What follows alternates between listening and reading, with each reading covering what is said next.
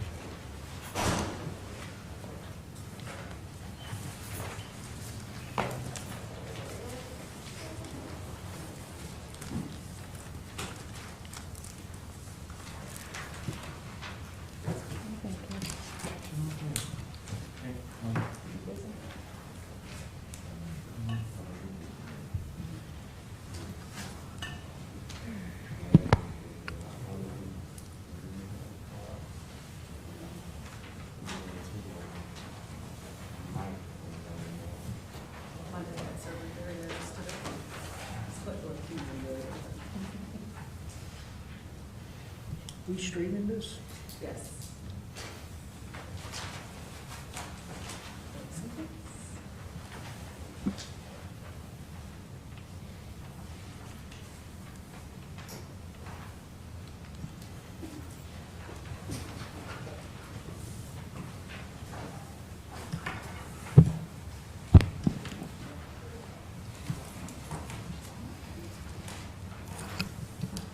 How y'all doing?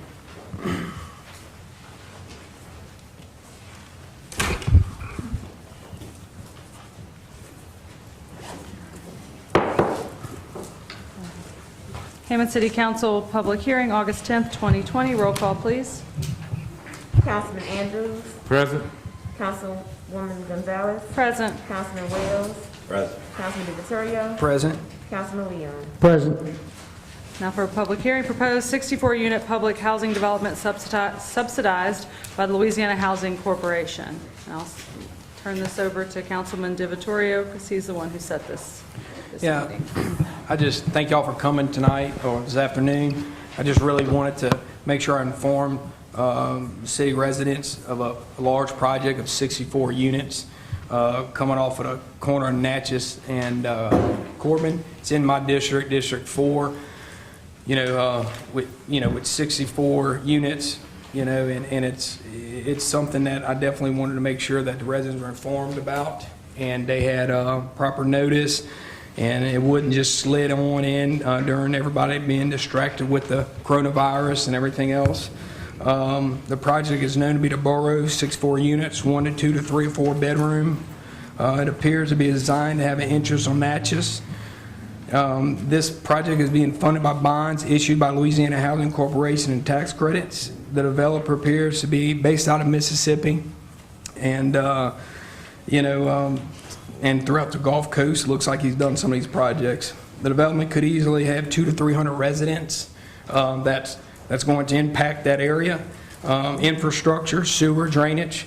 A lot of the issues that I think that everyone needs to be aware of before a large development like this comes, and what impact it has in the district and in the city and generally.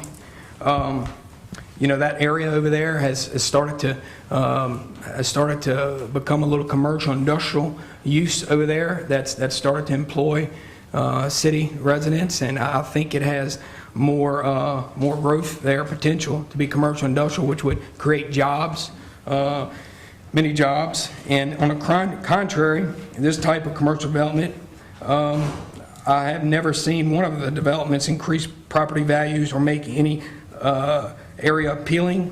They usually hurt revenue, increase demand for services like increase of crime, addition to population density in surrounding areas.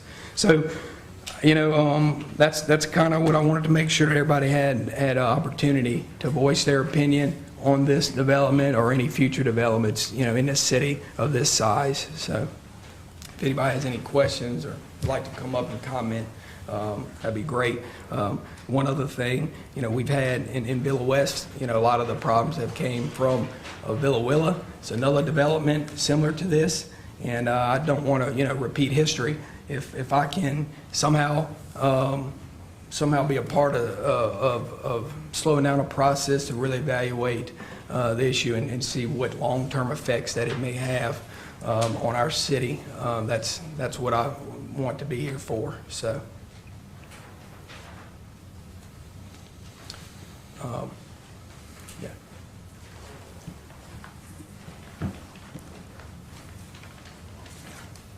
My name is James Johnson. I live at 703 Natchez Street.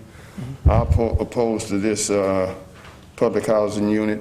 I'm at 703 Natchez Street. Crime is on the rise in my neighborhood, and these units will be pretty close to me. So I oppose of the development because crime is on the rise in my neighborhood, and I'm about 2 blocks from this area.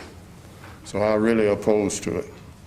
All right? I appreciate you coming up. All right, Thank you.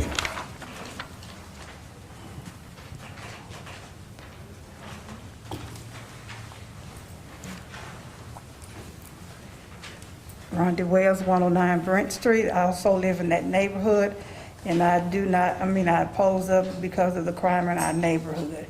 I'm actually close to Moon Avenue Park. The crime is really bad over there. However, I do have questions because you have Smith Square, you have, I don't know the name of the blue apartments, you have the apartments that are on, the housing that are on Phoenix Square, J.W. Davis, and you have the ones that are multicolors. And that's enough for me. That's too much. Because again, the crime is too high, it's getting high. And I have lived at that residence for almost 50-something years in that area. And we don't need any more in there. We really don't. That's all I have to say. Ma'am, Can I get your name again? Because we got these masks on. Rondy, R-A-W-N-D-Y. Okay. Thank you. Thank you.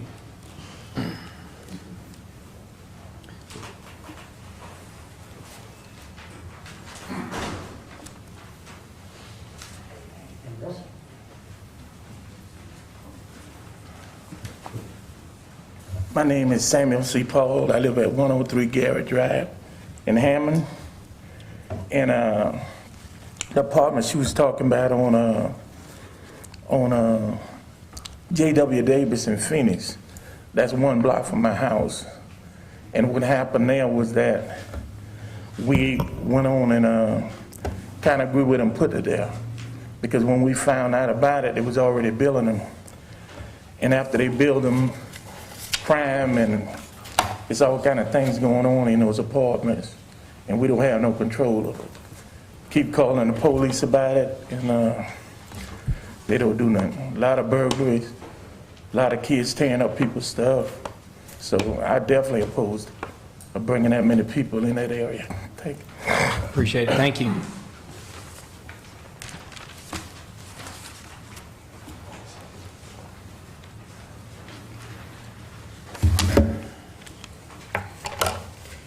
Lamar Marshall, 1104 Rue Chalet. Good afternoon or good evening, Council and President. Before, I had a couple of comments I wanted to make, but I really wanted to talk about it after. I at least want to have an explanation from the mayor for the group, because lots of my questions are probably going to be based on what he has to tell us. But I sure would like to hear from the mayor to find out what's his vision of the residential infrastructure plan for the city. What is the comprehensive plan, and how these projects came about, and what was the intent from his perspective for the community. So if it's okay with you, Madam President, if you can at least get those questions answered first, because that might also we might have some other questions based on that type of a response, okay? Is that possible? Yeah, I'm gonna let, Yeah. Well, Councilman Divatorio, I agree. I think that's a good point. Then I'd like to be able to come back up to ask some more questions after that. Okay. Is that okay? That sounds good. Thank you, sir. Okay. Mayor, do you want to answer Lamar? Well, at least give us a vision, give the group a vision of what his vision is. Okay. For the city when it comes to residential infrastructure. Okay. Thank you. Appreciate it. All right.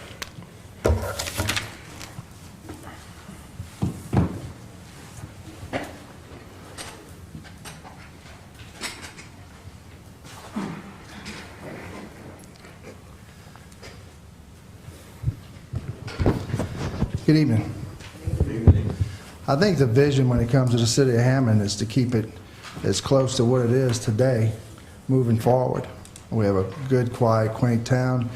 When the development was proposed, I was approached to give a letter of recommendation, which I did not do, because we have had issues in that area on the west side of town. We don't want more issues. You can say that you call the police and they don't do anything, but when they get there, we have a 2 to 3 minute response time. And if the perpetrators aren't there, we look around, we check around, we ride around, and if we can't find them, we can't find them. But that doesn't mean we're not out there doing and responding to calls. I truly believe that we do have some developments. I know Richard Price down toward the end of J.W. Davis, and he's also taking over the complex on Magazine Street, which he's done a very good job. Management is a key role to these developments, and I think the Villa Willa project really failed us with management. How do you control that? Legally, I don't know that we can control it, other than possibly doing what we're doing now and maybe not give a permit and allow them to build. Growth in that area, as Sam has mentioned, has been industrial on the rise. It's an area that's creating jobs, and we have a lot of people putting a lot of money into investing their businesses there. I see one of the business owners here as well. So to answer any other questions, Lamar, you want to come up and ask some more questions? I know there's a lot of problems going through Villa West from the west side. That's why we have started to patrol all the way to the interstate. Whether or not it's in the city limits or not, as far as I'm concerned, we patrol it. We help DPS those as often as we can. When you patrol to the east, we have Forbes Farms, and in between Range Road and Forbes Farms is not city limits, but yet we patrol it as if it is. So, yes, sir, go ahead. I guess, Mr. Mayor, my first question is, if you are opposed of the project, then what is the process of preventing that from happening? Well, that's why we're here today. I mean, legally, if it's zoned for it, and they're not asking for a variance, which we have to go before the Planning and Zoning Board, as you know, there's nothing to really stop them from doing it. So, as I've talked to Andre lately about this, what legally do we have? What rights do we have? Well, first of all, as I understand it, the city's not received any applications, no applications for permits, nothing's officially come to the city for processing. Tracy, is that still right? Just for site plan review, we just received that. They just received site plan review. So there's a process. There are site plan reviews. There's a process that goes through planning and zoning. There's opportunity for public hearing, for public discussion. When I guess, until we know more about the project, that's when we exactly know how to scrutinize it for these issues that have been addressed, and I'm sure will be addressed later tonight. I talked to the Louisiana Housing Corporation, Barry, I think it's either Brooks or Books, and from what I understand, that the initial approval has already gone through, and they're coming back for an August the 12th meeting for final approval, or at least the next phase. So the project has gone through phase 1, and it's been sent to the board for approval for the funding. So what I'm concerned about, if that's happening, and that's already happened at the state level, at the Louisiana Housing Corporation, where are we as leaders in Hammond, and what do we do, and how do we ensure that a project like that doesn't proceed before we even have a chance to have a public hearing or any community input on the project from the very beginning? Well, I agree with you there, and that's kind of, as soon as I got notice, that's when I informed administration and everyone about the project that I got a letter about, and I wanted to try to address the issue beforehand, and I sent the information to the administration, and Andre worked on that, and then it really, it had a sign that was about 2 foot by 2 foot out there that was very little and small, that really wasn't too noticeable. So at that point, that's kind of where we led to this public hearing, because it didn't seem like I was getting enough action and a much involvement from the citizens. So I didn't want it to continue going From down the citizens, or? just from the administration. Okay, you said citizens. Yeah, I wanted exactly. So I just wanted to make sure that everybody in the community were notified of it, and everyone who had businesses on Corbin that's coming out really nicely and growing Hammond. And sewer's a big impact. I know Devon's district's right next to me, and I know you've said issues with sewer in your area. And I mean, 64 units definitely isn't going to help our sewer system in that area. So I don't know if guys might not be here, but I don't know what kind of impact that has. But anyway, yeah. I'll finish up with this. Yeah. I know we're only talking about this one project, but there are also 2 other projects that are going through the same process. One is on 1400 South Railroad, which is right by Isabella's Pizza. I think it's that. That's supposed to be this. Well, that's there as well. I mean, I know that has gone through a process as well, so that's another project. That's in a different district, but I called it for this district. But we also talked about that because I talked to some people who live in that area, and I know that that's also a project. And then there's a third project out there, all with the same type of funding, all with the same purpose. And it just baffles me that we would be sitting here as a council and as an administration, and our answer is we have no control over what happens to our community. From a residential infrastructure perspective, that just really blows my mind. Last thing is, that same area that we're talking about is also in the hub zone. I don't know if you guys are aware of hub. I know we've talked about that on numerous occasions, but it's a historically underutilized business district. And so it's designed for the purpose of incentivizing business. It's almost like an opportunity zone, similar environment. So that whole corridor that sits over there is just a prime real estate for commercial development in a hub zone, and especially when we're in a market where there's a potential chances for new business development, especially with the COVID-19 issue and small manufacturing, those type of things. I would encourage our city leaders to focus on how can we develop that area into more commercial development, using the hub zone as an opportunity for us to really grow, bring jobs to the community. And then there's the last thing is there's also the purpose-built community project. The former mayor of Atlanta, Mayor Franklin, there's a nationwide initiative on how we rebuild traditional black communities.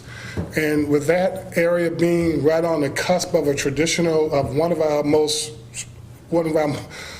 initial middle-class community of Hammond for African Americans that has been deprived of any real progress. When I was on the council, I talked to a homeowner on 2nd Street, and he told me, Lamar, we haven't had a house sold in our community in 25 years.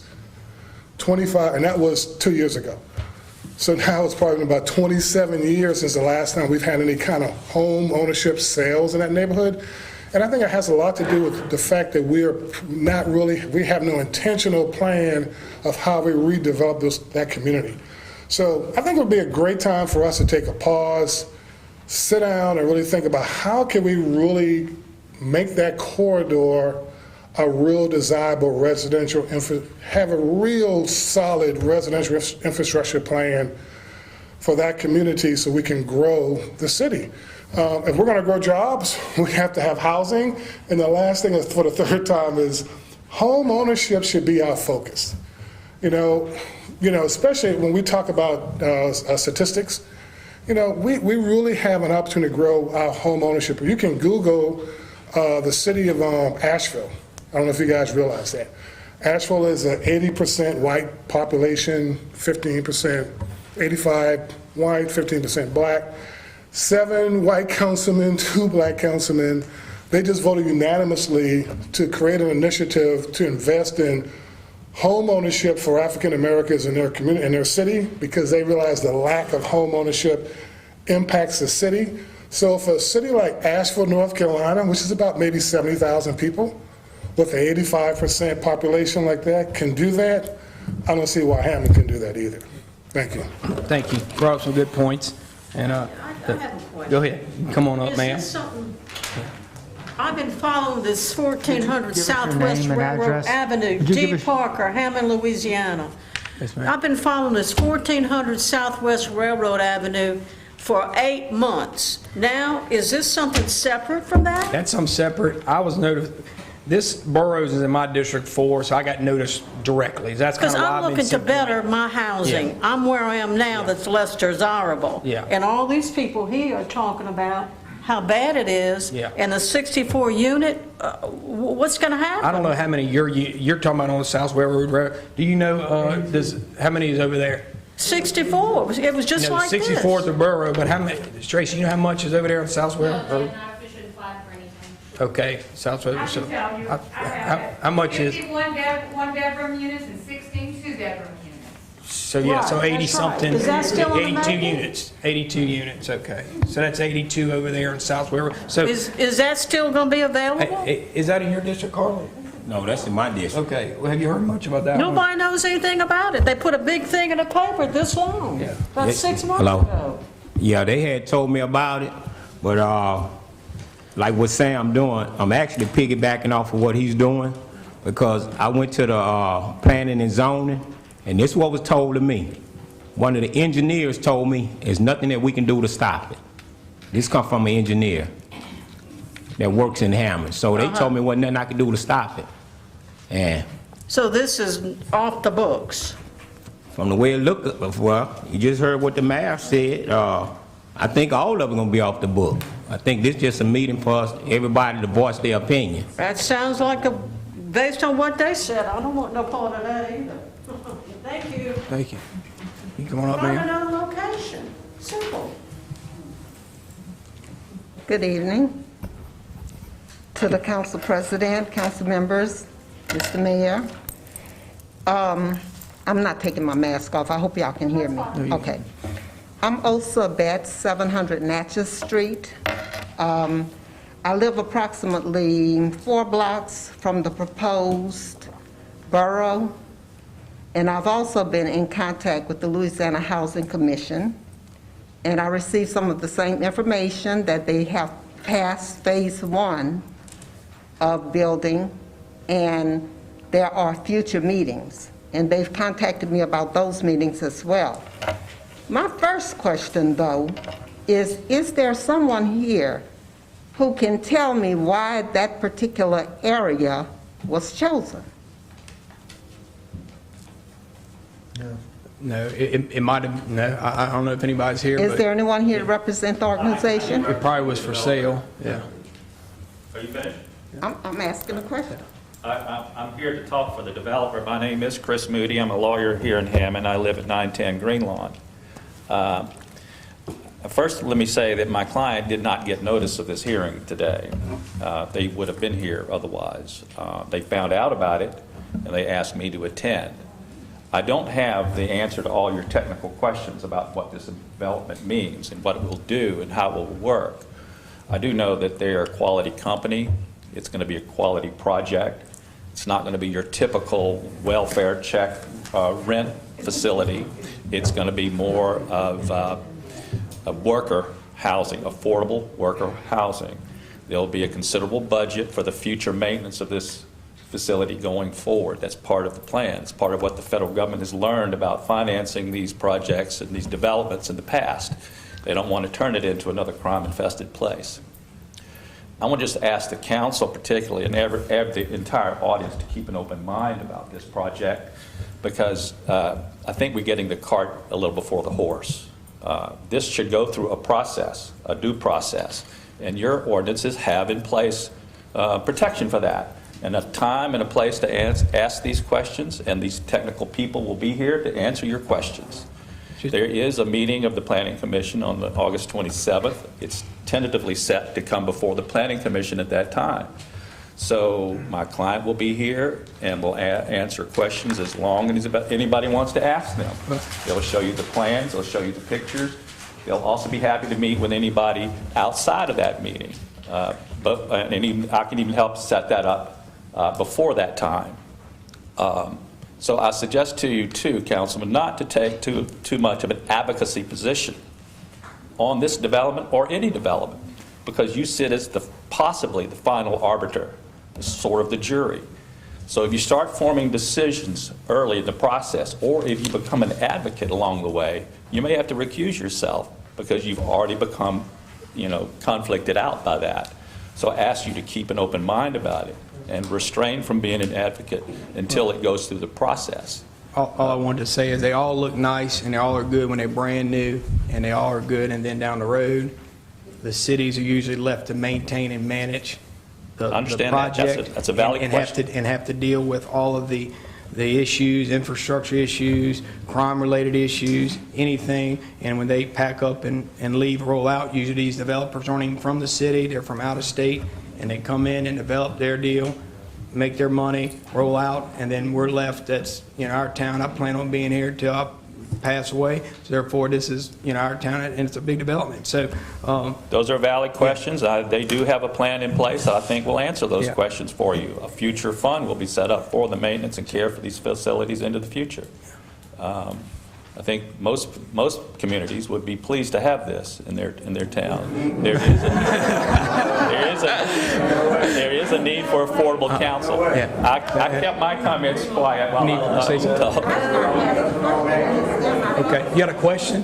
I asked the question and it was not. Okay, ask your question again one more time. Well, you asked if anybody was here to represent the developer. No, I am here to answer. I was at site chosen. I can't answer that, but that will be answered too at the hearing on the 27th. It's actually the meeting September 10th. There's a meeting on September 10th is the public hearing for. The public hearing would be on September 10th, so it comes up on the agenda on the 27th. You want to say some more, ma'am? Okay.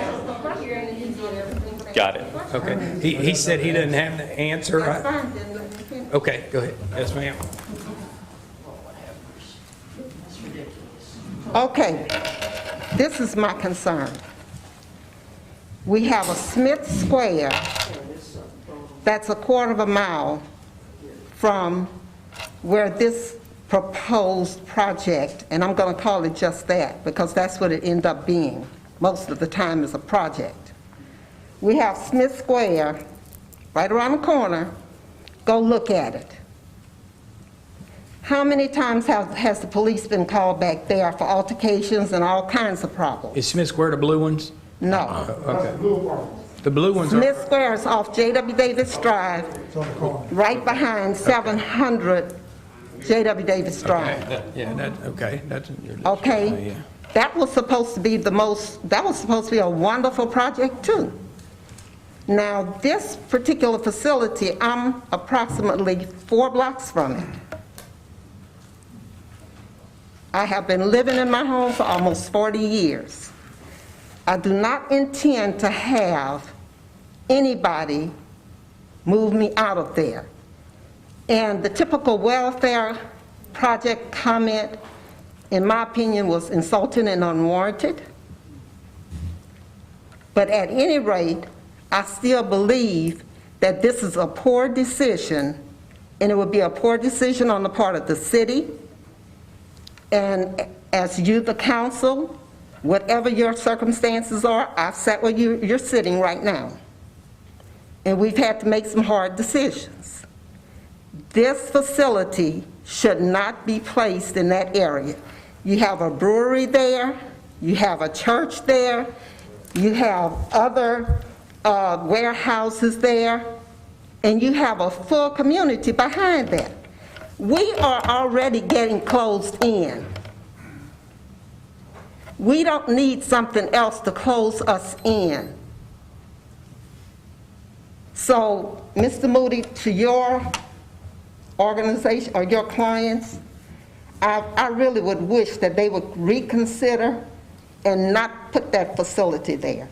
Now, I don't care how wonderful they're saying it's going to be.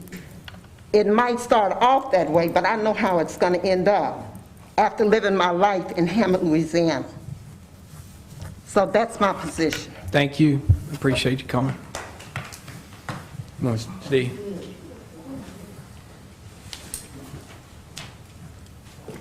I'm gonna pull my mask down. I'm Stephen Quinn. I want to be heard clearly. 3rd District is where I grew up. I'm just finding out about they wanting to put a new so-called project, and it validated when he said welfare is not going to be that. It was just my instincts that that's what it's going to be. We see in our community as it is, 3rd District is basically, I consider, a concentration camp. Because on the borders of 3rd District is all commercial. And on the inner city, it's run down. I left this city in '79 and went to serve in the United States Army. In my district, I came back, I haven't seen any change. There are vacant lots, dilapidated. Whereas this company is coming in, they could take those lots and put improved housing, as the ex-councilman said, in the district to improve that area. Yes, it lies on the border of Councilman Sam's DeVitoria's area, but it has an impact on the 3rd District. In order for us to do business, we have to come out to the boundaries in order to do business. We're not permitted to do real business on the inner part of the city because that's the way it's designed. I don't have no control of it. I don't approve of it. I stand here today passionate because Phoenix Square Drive, Avenue, whatever you want to call it, that was my grandfather. The street was named for him or because of him because he was one of the first civil rights pioneers in this city from that district. And I walked with him as a child, passing out secretly voters' registration slips to get a change for us and in our neighborhood. I'm strongly against and opposed against another so-called housing project on the borders or even in the inner part of the 3rd District, whereas there's vacant lots where these companies could come in and develop and improve or better housing for the community. That's all I have to say. Thank you. Thank you. Ms. Sal, come on, Ms. Sal.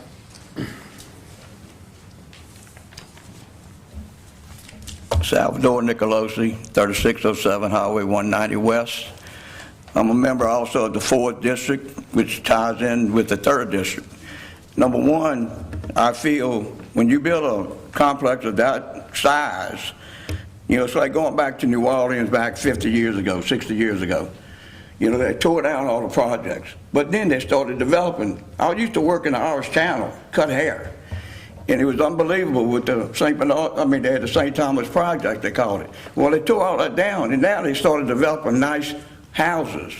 And I agree with Lamar, one thing, we need houses. We don't need complexes with 64 units. We need to find a way to help the city of Hammond to develop this land here. We already have it over at Lincoln Park. They built probably, what, 40 houses over there? And it's all nice, beautiful. So this is what everybody here, we all feel we want improvement, but we want improvement for ourselves. To be an individual owner, not have complexes and complexes over and over. And all it's doing is, like you said, they come in, they develop it 5 years, 10 years later. Who pays for it? City of Hammond. Now, someone said something about Louisiana already approved it or whatever. I don't understand that, you know? So I'm ignorant to that fact. Now, if y'all can help me with that, I appreciate it, but I'm definitely not in favor of that at all. I've built townhouses myself, and people have come and lived in them and even bought them. But entirely 64 units, if you put that many people in one area, it don't matter who they are. You're going to have big, big problems. Thank y'all. Thank you, Sal. Thank you. Lamar, you want to come up again? Absolutely.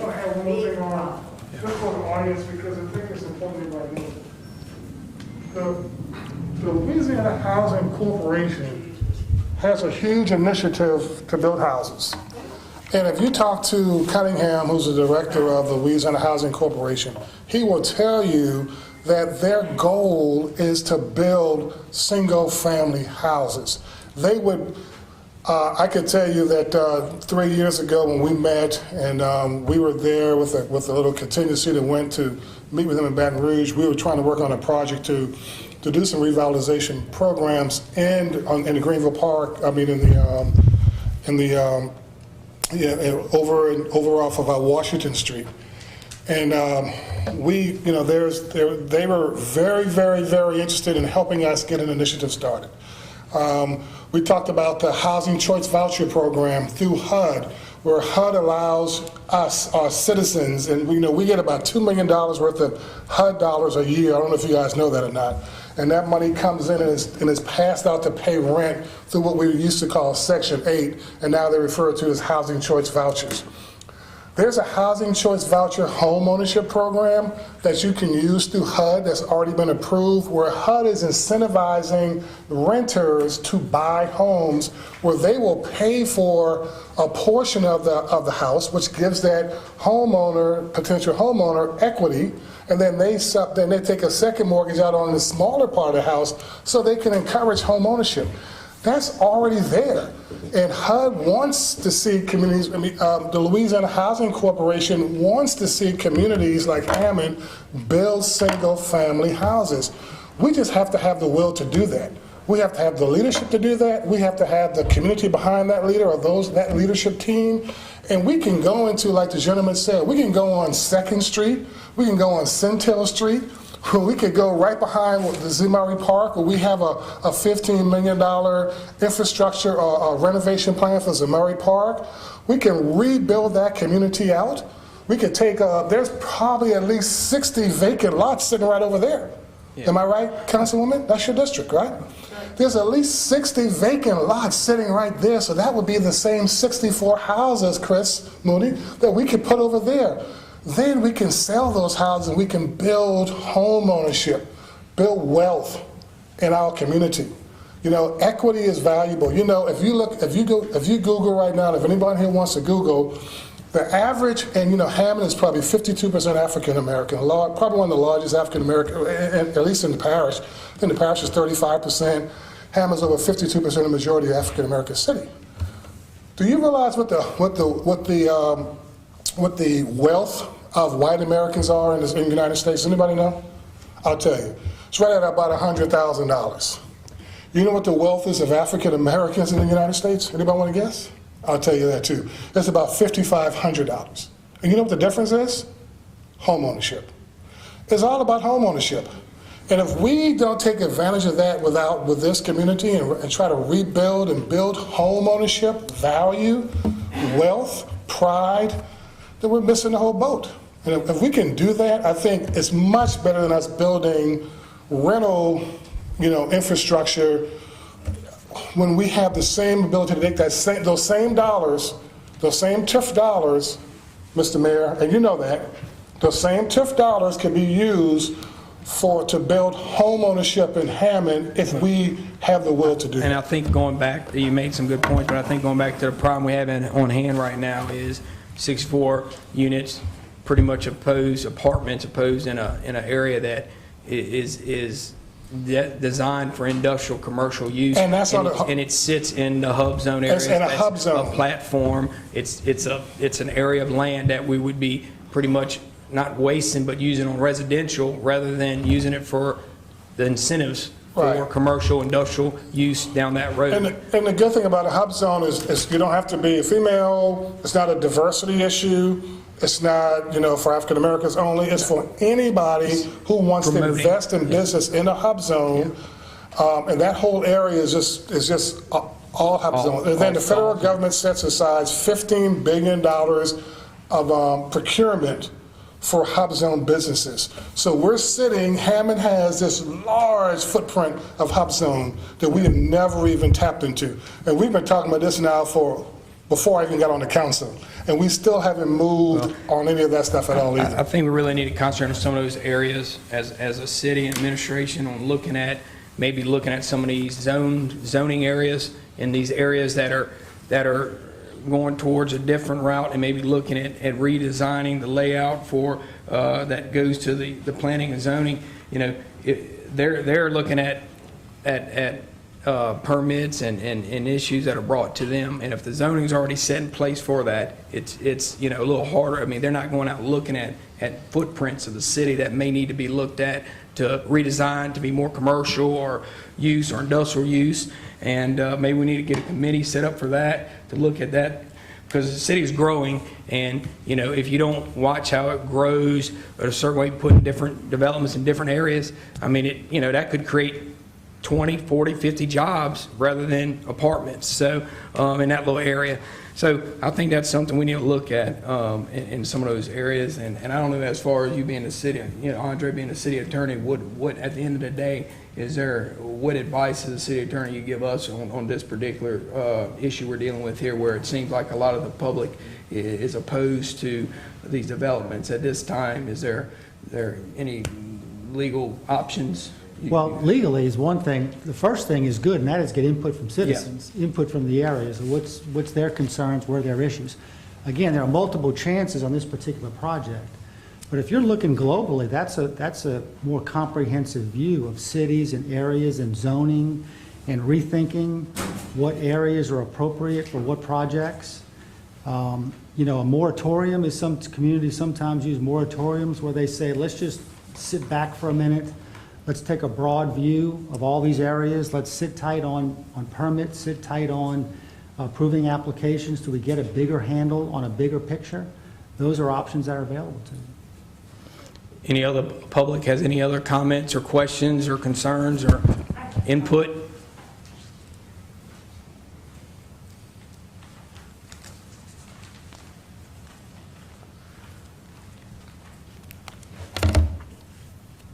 My name is Angela Tyrone. I live at 406 Hewitt Road in Hammond.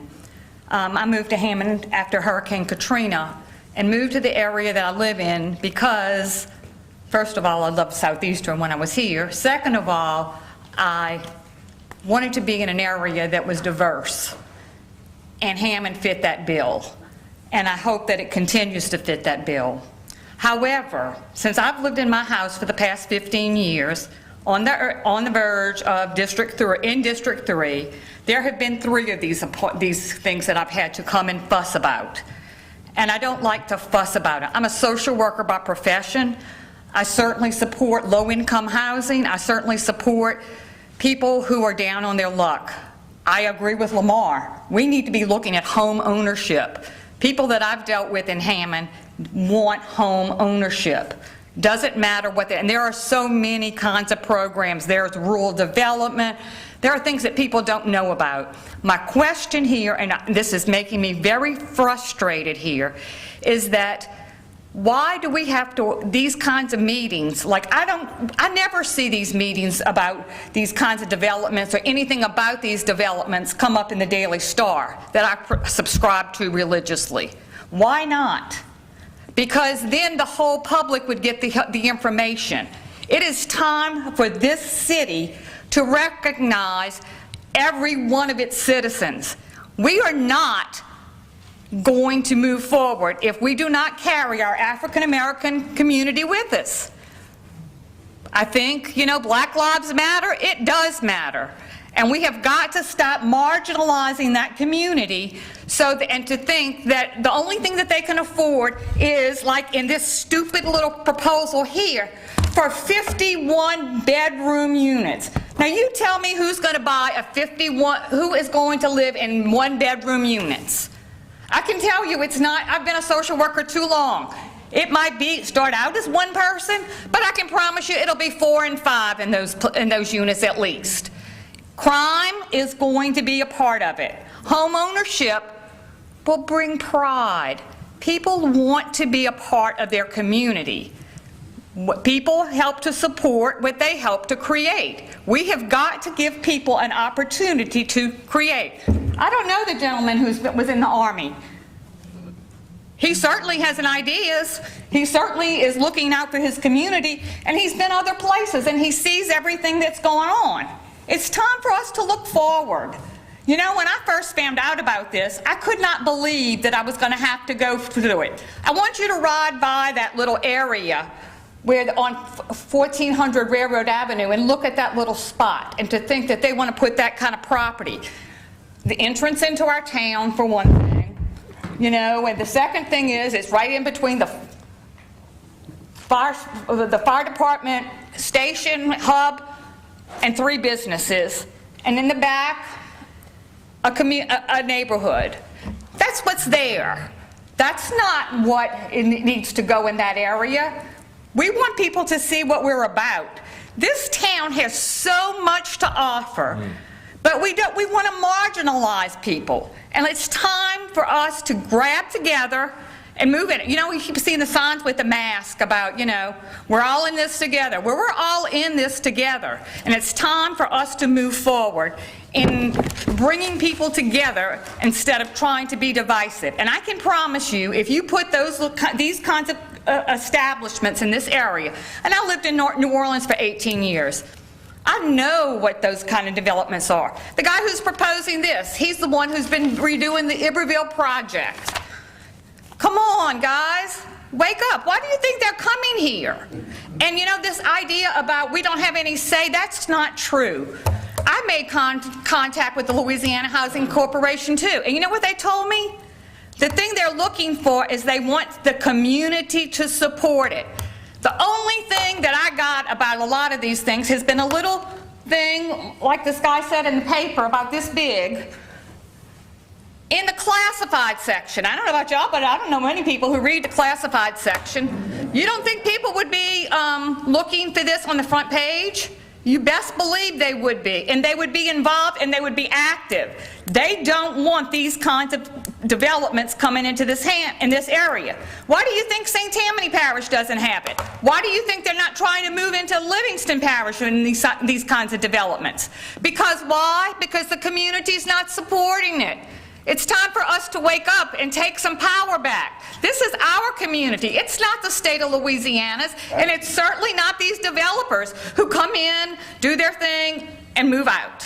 Thank you. I appreciate you coming. Thank you, and that's one of the main reasons I informed the city as soon as I had noticed, and we got this public hearing set up. And I'm glad you came and voiced your opinion. Yes, ma'am.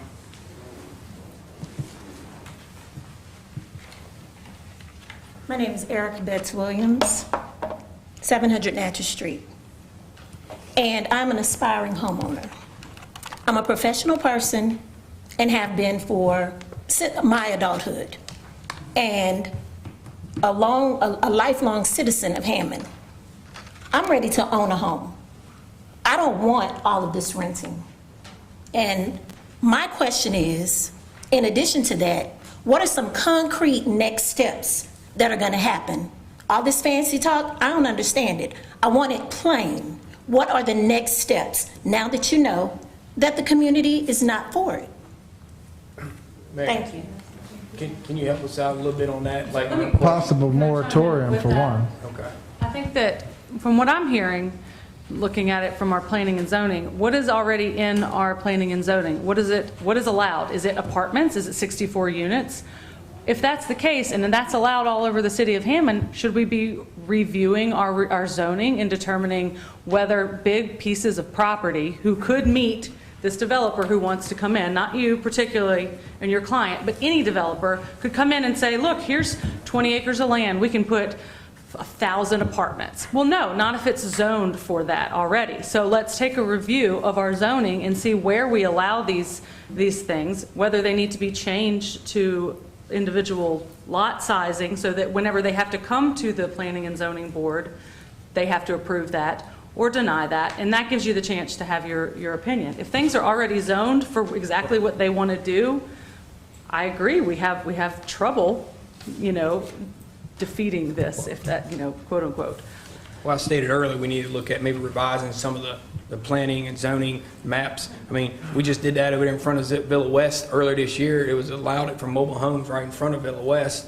That section of land I got with Tracy earlier this year to get rezoned that. Somebody would have been able to put 4 or 5 mobile homes in front of a neighborhood subdivision, which, those are things that are on the books now that probably just need to be re-looked at and really have either a committee or something set up as a city looking at some of these areas that may need to have more serious look at to rezone to grow the city in the way it's growing.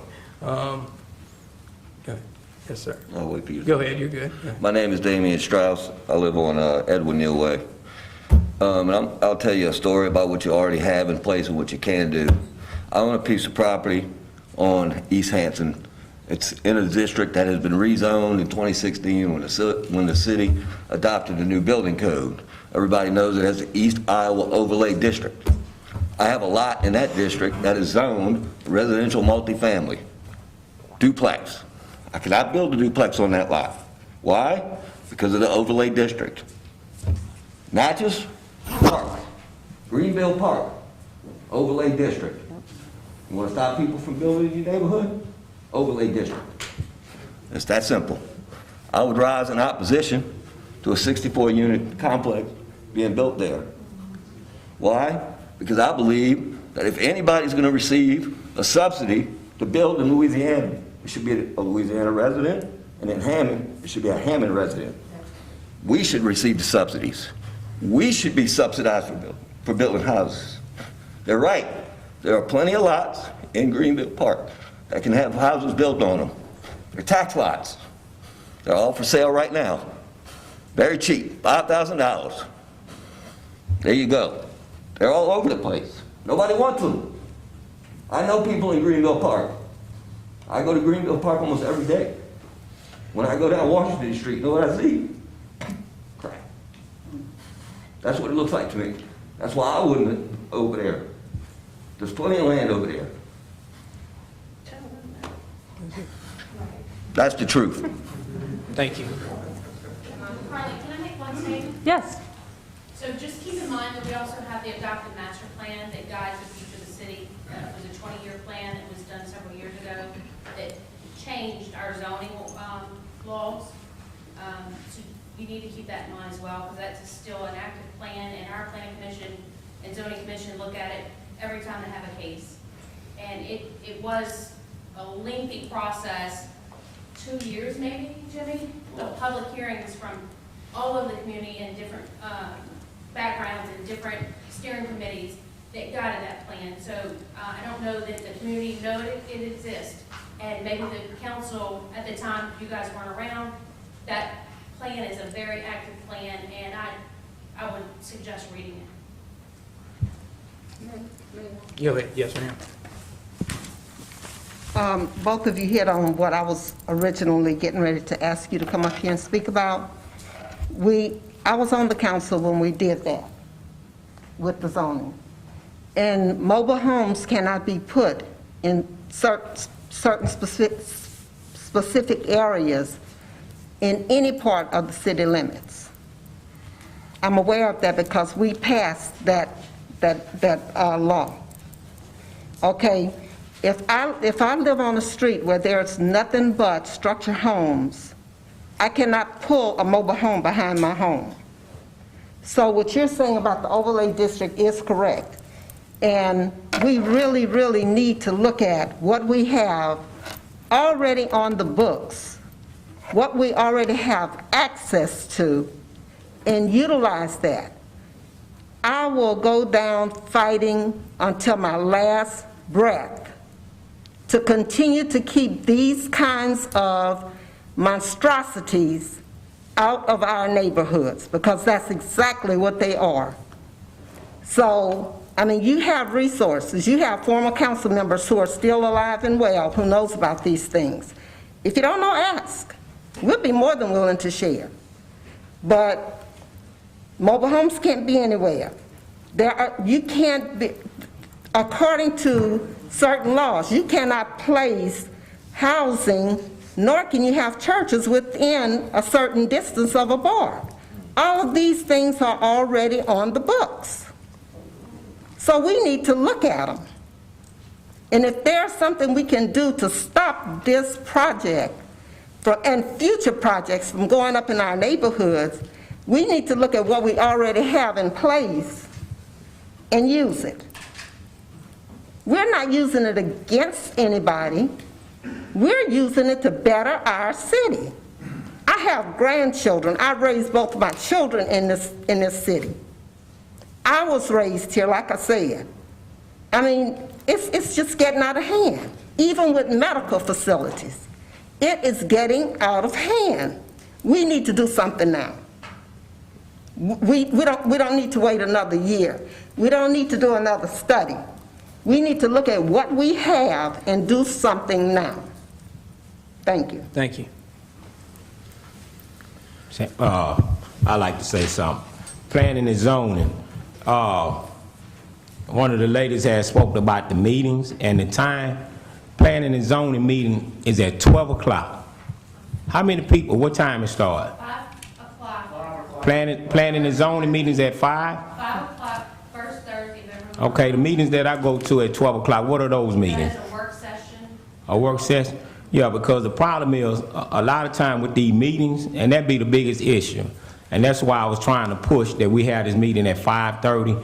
That's where the ones who work, they able to get off of work and come to the meeting and voice their opinion, because a lot of time, the little ad, you know, and she right, because I talked about that before, but you be surprised, and Miss Osa and Lamar, you all know, being on the city councilman, you know what the city councilman be putting up with.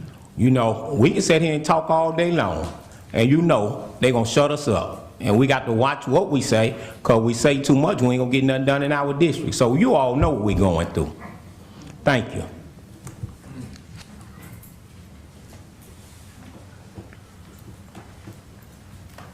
Good evening. My name is Donald Carter, and I was born and raised here in Hammond. 61 years old. I buried my mom, my dad, 2 brothers, just homegrown, okay? I just got wind of what was going on and really don't have a full understanding of what's taking place. But I'm listening to as the people come up and voice their opinion and their concerns. I just ask that the right thing be done. Simple. Just do the right thing. And tell them what street you stay on. Tell them what street you stay on. 1104 Hewitt Road. Now, I remember a time this wouldn't even be an issue on Hewitt Road. It wouldn't even be an issue. Okay? and we're gonna leave it there. I mean, I have grandkids too, okay? I'll be 62 in a couple of months. And I just want the right thing to be done. We're taxpayers, we love our city, okay? We're hardworking people. We get up and we go to work, and we deal with all types of adversity. To have our lives disrupted in this manner is just, it's not right. It's not right. Think about this. If you were in my shoes, think about how you would feel. Thank you. Anyone else has any inputs or anything to say? Greg? I'm Greg Drew, local real estate agent. And first thing, I think it's terrible that nobody told them that we were having this meeting, because they should have been here. But a few years ago, we did the Uniform Building Code, redid all the zoning. There are people in this room right now that were involved in that. And it was a lot of work, took a lot of time. And they went out and they zoned every piece of property in the city of Hammond and said, okay, you can do this or you can do that. And that is the guideline that I use as a real estate agent in selling property. So if I sell a piece of property that's zoned for this, and it's zoned on the maps, you give them the zoning and what can be built in there, and they buy it, and then the city decides, oh, you can't build that, they're not needing a variance. They're not needing it rezoned. Y'all are going to get us sued. So if y'all want to shut the city down. When was that map created? What year? CC? 2 years. 2016. 2016. Okay. 4 years ago. Okay. So 4 years ago, we had all this discussed. And they went in and they marked this piece of property for this and this piece of property for that. And y'all go in and you start saying, oh, well, yeah, that's what it says in our books and that's what it says in our maps, but we can't do that because people don't like it. You're going to get the city sued. And my guess is you're going to lose. This is bigger than just this one project. But if y'all want to shut the whole city down and not have anybody build anything until y'all figure this all out. I don't think that's what we were saying about nobody needs to build anything. If you got to redo the whole. We're focusing on how the 64 You focus on this one piece of property, but there's 3 others that are doing it. And I got a call from a guy who's looking to build an apartment complex somewhere between Hewitt and the hospital, Punchtoula. They can go all the way to Punchtoula. Somebody I worked with 2 years ago. And this lady on Hewitt, I hear how emotional she is about wanting to protect her neighborhood. And I'm like, I was going to show this guy a piece of property on Hewitt that I know is for sale. So this is much bigger than this one project. You can say, oh, well, we're going to stop this one project. But if it's zoned for it, and it's all in there, you're going to get us sued. And you might not have to pay for it, but we as citizens have to pay for it. So if y'all are going to stop this, stop it. But you damn well better fix it, because this is much bigger than this one piece. This is people's livelihoods. Appreciate your time, Greg. There's a comment online, a question for the council. Even when the Planning and Zoning Commission approves a proposed development, can't the city council vote against it? Maybe a question for all three. So even when the Planning and Zoning Commission approves a proposed development, can't the city council vote against it? Generally, the planning and zoning makes recommendations to the council, and then the council has the final say on those things that are prescribed in the Unified Development Code. So That's not for all things. not for all things. There are lots of things that Yeah, don't come correct. before. So if it depends upon what the question is, some things can be approved at planning and zoning, some things must come to the council. Rezoning requires council approval.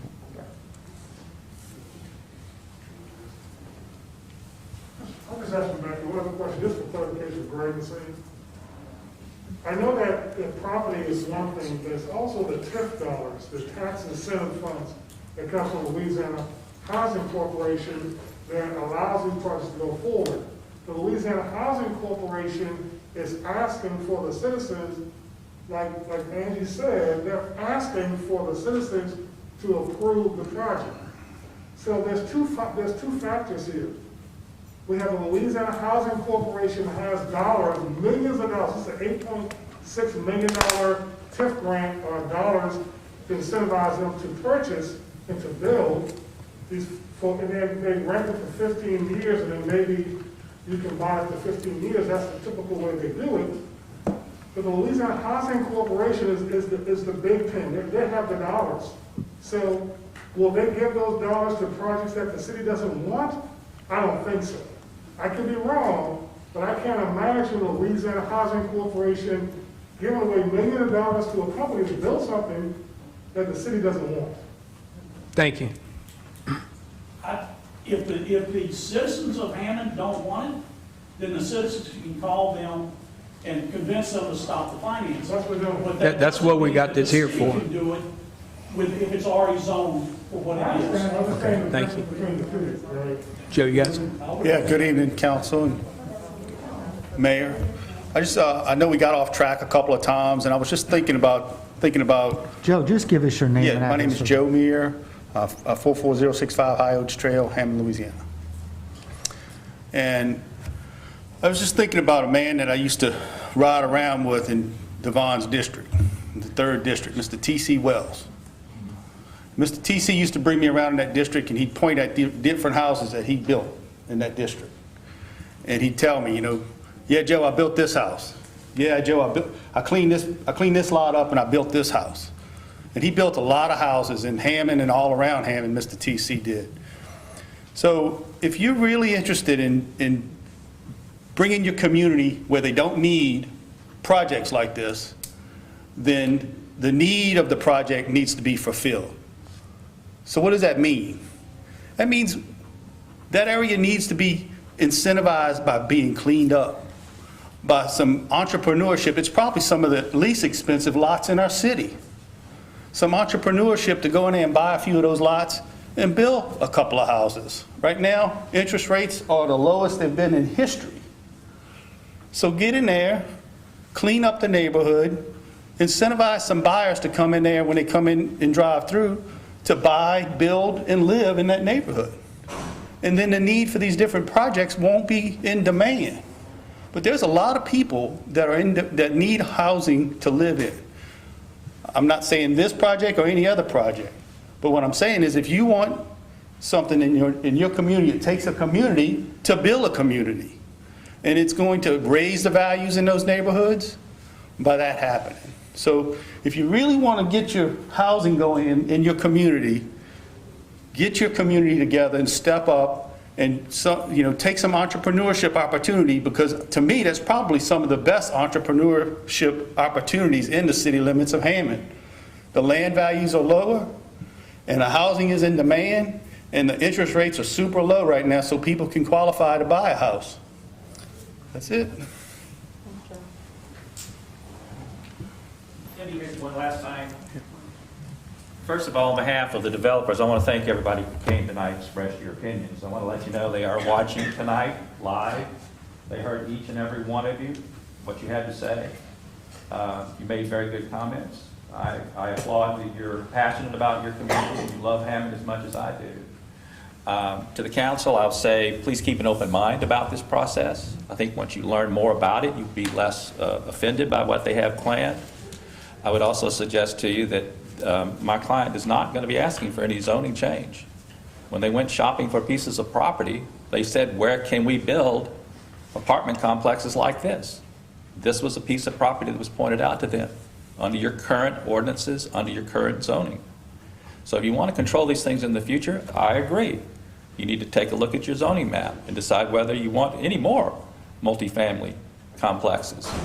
And you ought to look at that. But what I'm going to suggest to you is that be very careful about doing that after something is already started. You can't change the rules midstream because that creates problems for you. My client wants to be a good corporate citizen. in this town. They want to build something they'll be proud of, and this will serve the needs of some citizens. Not these citizens, obviously. They're more interested in private home ownership. There are those people, though, workers, that can't afford a home yet, but need for a while at least to rent something nice. And I think we've all probably been there at some point in our life. So I want to thank you for this opportunity to be heard, and I ask you to keep an open mind about this, and hopefully we can put something together that everybody can live with. Thank you. Thank you. Now, who actually evaluates the zoning maps in the city right now, the planning and zoning? Is it just a planning and zoning committee, or is there someone else that is involved with amending that? Who can answer that? I don't understand your question. What do you mean evaluate? Evaluate the planning and zoning maps that we have right now on file for planning and zoning? You know, planning and zoning. Okay, so who evaluates them? The committee evaluates them to make any changes on those, or? You just said in 2016 y'all looked at it and made some changes on the planning and zoning map. Didn't you just say that earlier? We did not make changes to this gentleman said that. We did not make changes to the map and the zoning at all. Okay. We made changes to the uses in each one of those zoning. Okay, so how often y'all reevaluate? Every 2 years, the uses? No, that was based on the master plan. The master plan was done to take 2 years. Then we hired a consultant. They came in and did that with a whole group of people. So the master plan was made when? 2011, 2011. And then y'all hired a consultant when? we hired a consultant, probably after that was adopted, and then the zoning was changed, the UDC was created in 2014. Okay. But the map itself did not change. Okay, so, Those zonings were what they are today, unless somebody came in and asked for a zoning change. We have made amendments to the book. That point out to me last meeting? Last meeting, we changed the use. That wasn't, so MXC, mixed use commercial versus mixed use neighborhood. They were very, very similar. So we took some more residential uses out of like mixed use commercial. We added. We took some commercial uses out of a mixed use neighborhood. At our last meeting, which you guys will be seeing soon. This coming up, so y'all are getting one shortly. They bring them to us, we discuss them, make our recommendation, so that change for MXC and MXN, uses will come to y'all next council meeting. so pretty much you're all the ones who are doing the evaluation for any kind of changes that are being, Actually, this actually started with a conversation with Mr. Steve Leon. okay. So we're always open to looking at our ordinances and see if they're working or not. And there's a process of changing them, Yeah. you know, so.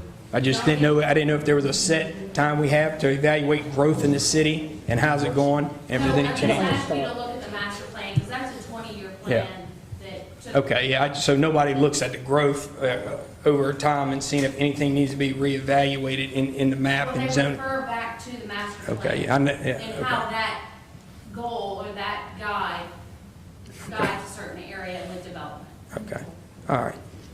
We have a citizen asking about the moratorium. Could somebody please elaborate more on that as an option? Andre? Well, I mean, that's a pretty significant thing, a significant event. You asked for options, right? What could you do? That's pretty significant, because you can't just pick and choose projects and say, we're not going to do this project, but we'll do other projects. If there's, a will that you want to just stop everything, stop all developments and take a broader look, that could take a while, and that could delay projects, but it's going to be all projects. Again, you can't just pick and choose.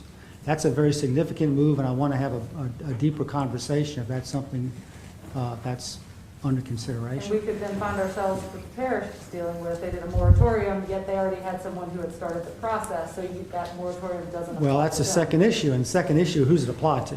And if there are folks already in the pipeline, you'd have to give an examination to those, and are they far enough to be affected by the moratorium? Any more online questions? Anybody else wants to come up, state anything, or address any?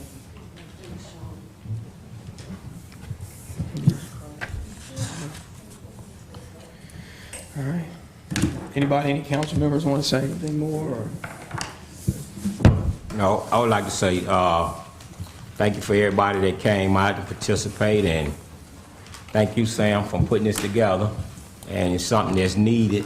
And for the past city councilman, we know and we see what y'all been going through. When you're really trying to get something done and trying to help the people, the citizens, what you call it, the lawyers, the business people, that we see what everybody been going through now, you know, and it took us, what, almost 2 years to really find out. And I just want to tell everybody thank you, Marley Barley. These guys here, they invest into the community, and I know they want to continue to grow. And they got what, about Brian, I see Brian back there, another guy, cabinet builder, he's into the community. All these guys investing money into these business right there in District 3 and next to where they building these apartments at. And it's like what they do now. And then they got other people that's planning on, in all this industrial area. I mean, this is what the city told us. It's industrial area. And now, look like we just changed it right in the middle. So I just want to tell you all, you guys, thank you, and continue to invest in the community. Yeah, thank everybody for coming. I appreciate the input, and I'll have cards up here if anybody wants my contact. After the meeting. So, thank y'all. Tanya, also thank you for putting this together. I make a motion to adjourn. Second. All in favor, say aye. Aye. All right, Chris, you say.